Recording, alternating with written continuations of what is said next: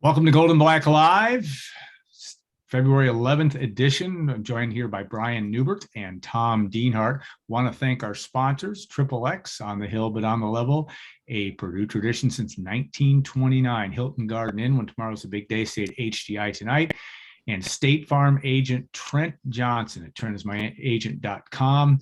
WLFI as well. We appreciate all they do to make this happen. Brian is making his way home from Ann Arbor after the Boilermakers' 24-point loss to Michigan last night at the Chrysler Center. And Brian, with the lens of maybe 12, 14 hours later, though I don't know that you didn't have that much sleep after that one, but tough loss for Purdue. Yeah, tough loss for Purdue, but it was not really in doubt much after about the midway point in the first half. After Purdue had knotted that game at 24, it kind of went south. Well, I mean, it was only a 9-point game at halftime. Yeah, the game wasn't over at halftime. It was, even though Purdue was, really, really bad defensively, Michigan was really good offensively. Purdue turned the ball over too much. Purdue gave up too many offensive rebounds. It wasn't until, Michigan started to get out in transition and making a bunch of threes, and Purdue started losing Hunter Dickinson, somehow in half-court defense for three-pointers, that things really got out of hand. When, I don't know if they were directly related, but, Matt Painter was just grasping at straws. Yeah. At one point, put Edey and Travion Williams in together. It did give them a little bit of a jump start offensively, but Michigan was able to get out in transition. Eli Brooks made those threes. Caleb Houston made those threes. That's the risk you run sometimes with the three-point shot in basketball, is that one team can get hot, one team can get cold. And when one of those teams has been relying on that to cover up a lot of their fundamental kind of existential limitations as a team, and again, we're talking about a team here that is 21-4 now. Yeah. So I think it's imperative that we not, after games like this, sit here and talk about Purdue like they're the Washington Generals, because, they played really bad yesterday. College basketball is a funny game. These are imperfect humans. These are inconsistent, sometimes young people. This was a really grueling stretch for Purdue. Sometimes you're the hammer, sometimes you're the nail, and what Michigan did to Purdue in Ann Arbor, Purdue's done to people many times in West Lafayette before. Very disappointing loss for Purdue, but at least it didn't come down to a buzzer beater, I guess that the plus side here, Purdue's home win over Michigan, now quad one. Yeah. He found that out, I guess. Now Purdue's got a funny way of getting those quad one wins, doesn't it? Yeah, no question. Tom, fire away, man. Yeah, well, Brian, how much you alluded to it a little bit in your comment there. How much was last night's the result of, again, that arduous schedule you talked about? I think 4 games in 8 days.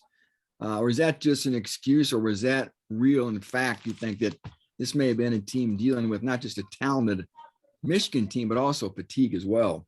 Well, to use the word excuse, I don't think anybody's bringing that up. I think I'm pointing it out because I think it bears mentioning, but it is something that everybody's dealing with. Now, the situation with Michigan in January really screwed Purdue. It put them in a really difficult spot from a scheduling perspective. It put them in a difficult position, having to play the same team twice in 5 days, which I think is a much more difficult position for the team that won the first game than it is for the team with absolutely no pressure on it in the second game.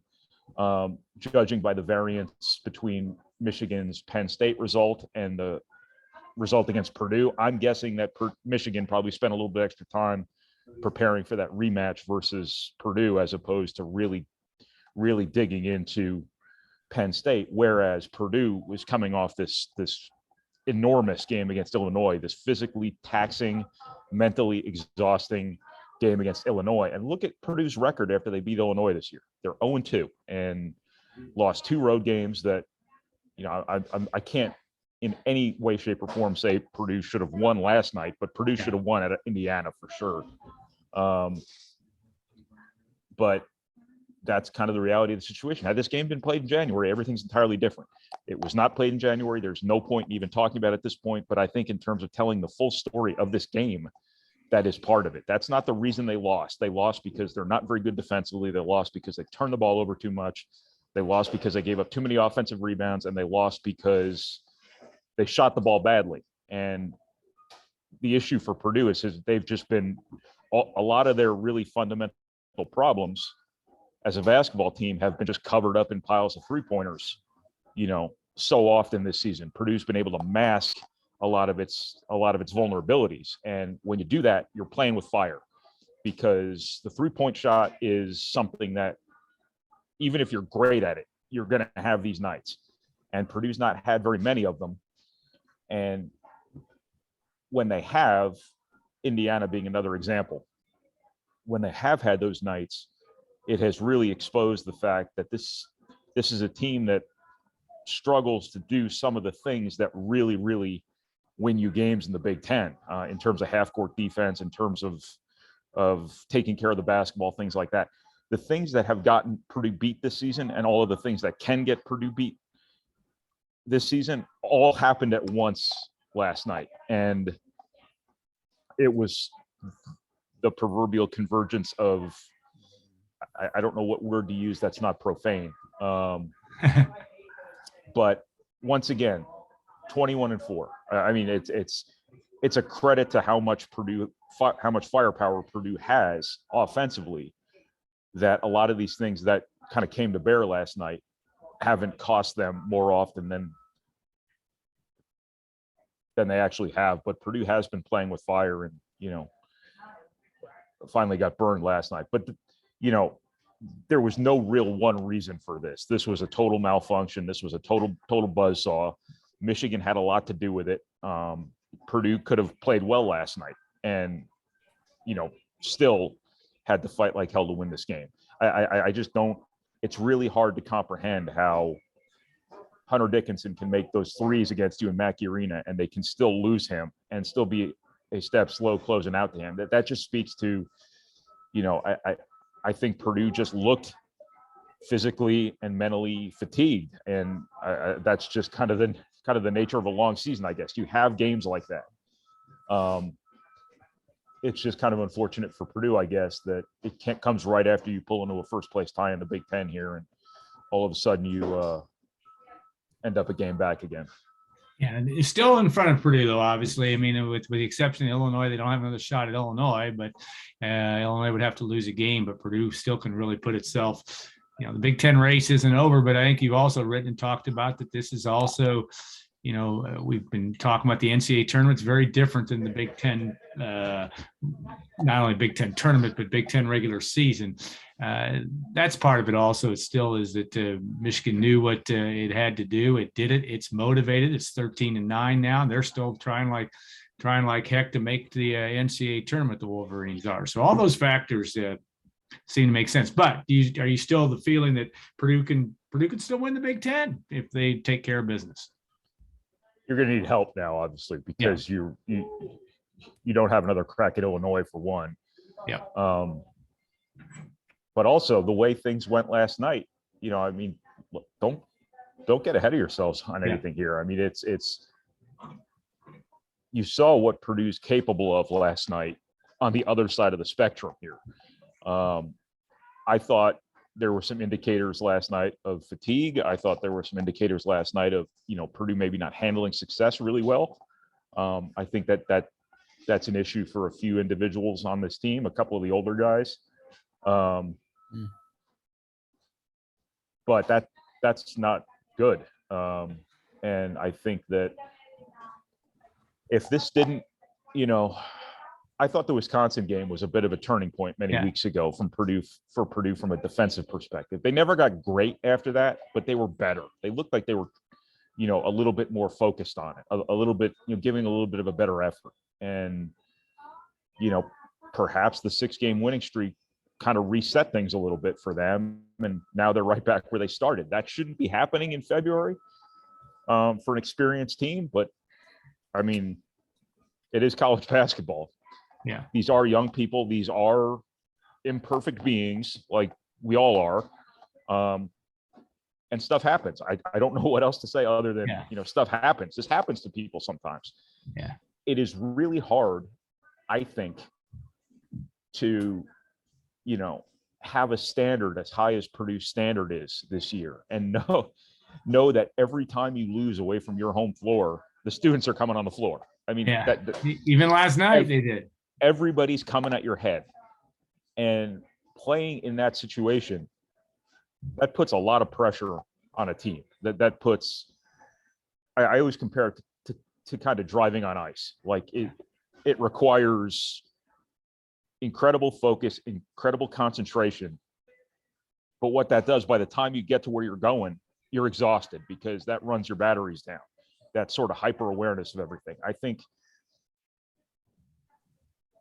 it's natural. It's human nature for there to be the occasional letdown. It's human nature for you to walk into that proverbial buzzsaw every now and then. And that's exactly what happened last night. It was just everything went against you. Everything went for Michigan. Everything went away from Purdue. And that's just, sometimes that happens. And I don't think Purdue's any less of a team now because of it, but I think some of the things that Purdue's got to be consistently aware of, consistently good at, stay on top of 24 hours a day, 7 days a week, 12 months a year, came to bear. They've got to take care of the basketball. They've got to be more dialed in defensively. They've got to block people out, and they've got to play with energy. Now, I think that this could be a bit of a, I hate using the term wake-up call on February 11th, because you shouldn't have wake-up calls on February 11th. But I think Purdue, can probably hit the reset button again. What they need is a day off. I understand that, this is college basketball nowadays. This is college basketball during a pandemic. But what they really need is a day off, because it's just been a game every other day, a game every third day for weeks now. And again, everybody's dealing with it. Michigan went from West Lafayette to State College back to Ann Arbor. It's not like, Purdue's the only school in the conference dealing with this, or in the country dealing with this. But again, the whole scheduling thing really put Purdue in a tough spot here, and they absolutely did not respond to it.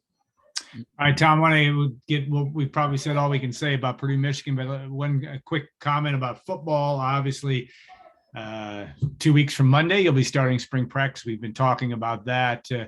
Not that there's been a ton of new news. Big news, I guess, maybe is as much as anything, is that Purdue and Penn State, which is no great surprise, will be opening up the season in front of the college football world that Thursday, September 1st. Any reaction to that, and anything else that we need to watch for here in the next couple of weeks before spring ball starts? I think a lot of people are excited by that. I know I am. So, like you said, Purdue will kind of be on an island with a lot of eyeballs on it against a big-time opponent to kick off a much-anticipated 2022 season. So a lot to like there from a Purdue perspective. All the NFL Combine invites were released by the NFL this week. No surprise, again, Carl Loftus, who we knew about. David Bell will be in Indianapolis training. Guys like Xander Horvath, DeMarcus Mitchell, obviously you getting invites, but they're continuing to prepare for pro day at Purdue. Like you said, Alan, February 28th, started spring football will wrap up, I believe, April 9th. So, at this point, the staff can work with the players on the field, just can't have a ball with them. So there's instruction going on right now along Northwestern Avenue. Of course, weights are being lifted as well. And continuing to eyeball the transfer portal market. I know the staff is doing that too. So that's sort of where they're all at right at this point, guys. Like you said, getting ready for spring ball in a couple of weeks. I can't believe it. Yeah. It sort of excites me. I like spring football a lot. I like football practice a lot. And I, for one, I'm looking forward to it. Yeah, it's going to be here before you know it, before the end of February, and maybe the snow will be melted by that point in time, though I'm sure they'll be doing a lot of practicing in Mollenkopf as well. All right, guys, we'll put an end to this segment and let Brian get back on the road as he makes his way back to West Lafayette. We also will, segment 2, I'll have Tom Mitchell and Peyton Stovall talk a little NIL talk, which is interesting as well. And then baseball coach Greg Goff, the sure sign of spring is that baseball will be playing next week in Texas. So that'll be segment 3. So guys, thanks for your time, and everybody else, stay tuned. We'll be back in 2 minutes on Gold and Black Live.